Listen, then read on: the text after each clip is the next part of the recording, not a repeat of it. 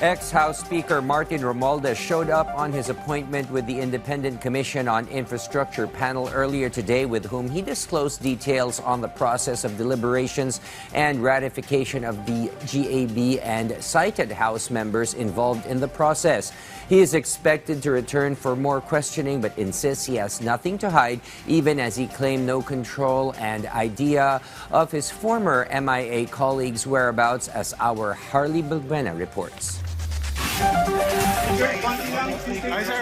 Former House Speaker Martin Romualdez faced the Independent Commission for Infrastructure or ICI today to share personal knowledge on the insertions in the national budget and anomalies in flood control projects. According to Romualdez, he is much willing to cooperate with the ICI for a swifter resolution of the irregularities. I was invited to the ICI to share my personal knowledge on the budget process, and of course, any information about the insertions on the flood control. That is the basis of my invitation.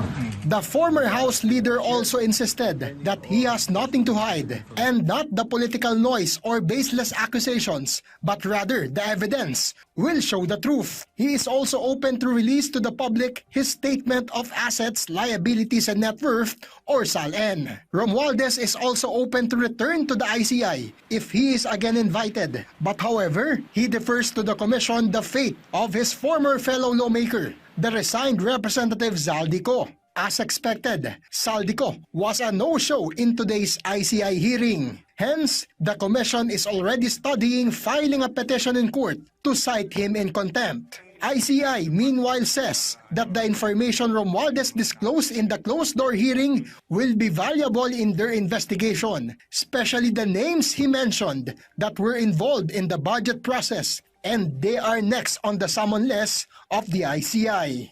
These people we will be inviting soon to shed light on their participation also in the budget preparation, which also pertains to the alleged anomalous flood projects. Budget Secretary Amenah Pangandaman also visited ICI today, together with senior officials of DBM, to give guidance on the framing of the national budget. Pangandaman meanwhile shared her thoughts on the budget insertions of lawmakers. Hindi naman masama mag-amend, di ba? That's their job. The executive proposes and then they disposes and then we just implement kung ano yung pinasa nila. So siguro maganda yung ginagawa nila ngayon, no? Na naka-live yung kanilang budget deliberations. Sana nga, yung request nga, pati yung BICAM, sana maging live din siya. Harley Balbuena from the National TV Network for a new and better Philippines.